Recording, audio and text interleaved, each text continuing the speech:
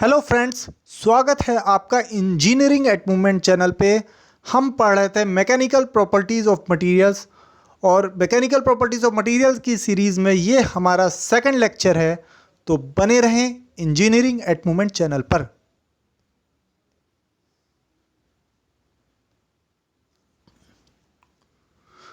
दोस्तों, fifth property है flexibility.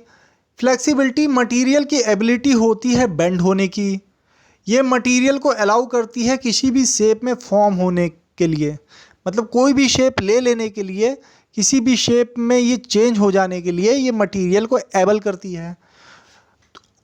ज़्यादातर लोगों को कन्फ्यूज़न होता है दोस्तों कि फ्लेक्सिबिलिटी और इलास्टिसिटी दो डिफरेंट टर्म्स हैं या सेम टर्म्स हैं। तो मैं आपको बता दूं, फ्लेक्सिबिलिटी और इलास्टिसिटी दोनों ही डिफरेंट टर्म्स हैं। फ्लेक्सिबिलिटी रिलेटेड है टफनेस से। टफनेस होता है मटेरियल का रेजिस्टेंस इम्पैक्ट लोड के लिए। तो इम्पैक्ट लोड क्या होते हैं दोस्तों? जो सडन लोड्स होते हैं, शॉक लोड्स होते हैं, उन्हें इम्पैक्ट लोड होते हैं, उन्हें इम्पैक्ट लोड हम कहते हैं। तो दोस्तों, ये इलास्टिसिटी से रिलेटेड नहीं है, ये टफनेस से रिलेटेड है। एक इलास्टिक मटेरियल हाईली टफ भी हो सकता है और ब्रिटल भी हो सकता है।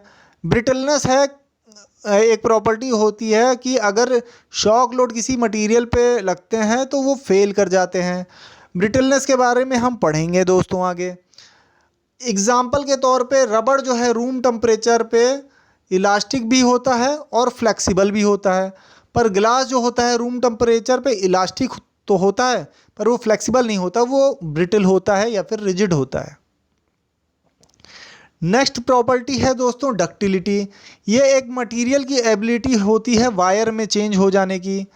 एग्जाम्पल है इसके gold, iron, mild steel. Gold highly ductile material होता है, पर गोल्ड के वायर्स इसलिए नहीं बनाए जाते क्योंकि गोल्ड बहुत कॉस्टली होता है दोस्तों। अच्छा, डक्टिलिटी को हम कैलकुलेट कैसे करेंगे? परसेंटेज इलोंगेशन और या फिर percentage area reduction tensile test के दौरान निकाल कर हम डक्टिलिटी को कैलकुलेट कर सकते हैं। नेक्स्ट प्रॉपर्टी है फ्रेंड्स मेलिबिलिटी।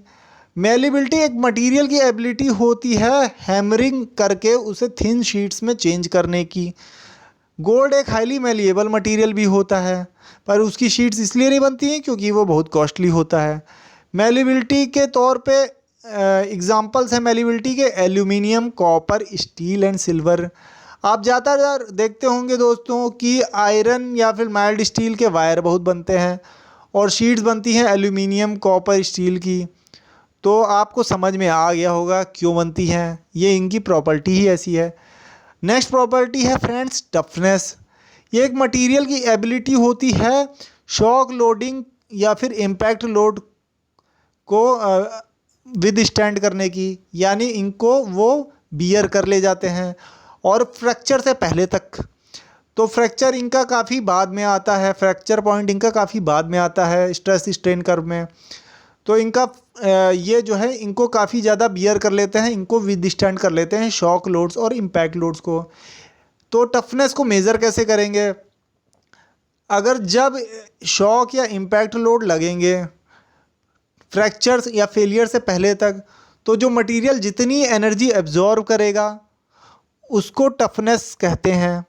एग्जाम्पल लेते हैं, अगर किसी भी पीस ऑफ माइल्ड स्टील पे हम जो है लोड लगाएं और या फिर ग्लास पे लोड लगाएं और ग्लास पे लोड लगाएं, तो माइल्ड स्टील बहुत ज़्यादा एनर्जी एब्जॉर्ब करता है ग्लास के कंपैरिजन में, यानी कि माइल्ड स्टील जो हो गया वो ग्लास से काफ़ी टफ होता है।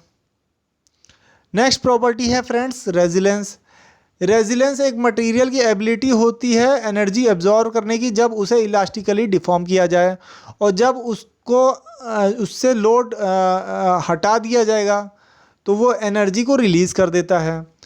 प्रूफ रेजिलेंस होता है जो मैक्सिमम एनर्जी एक मटेरियल एब्जॉर्ब कर लेता है अप टू इलास्टिक लिमिट, बिना किसी परमानेंट डिस्टॉर्शन को क्रिएट किए, उसे कहते हैं प्रूफ रेजिलेंस। एक बहुत ही हाईली रेजिलेंट मटेरियल जो होता है वो स्टील होता है, मतलब ये बहुत ही नोन है और हाईली रेजिलेंट मटेरियल है फ्रेंड्स। तो स्टील की ही स्प्रिंग इसीलिए बनाई जाती हैं क्योंकि उसकी रेजिलेंस प्रॉपर्टी अच्छी है।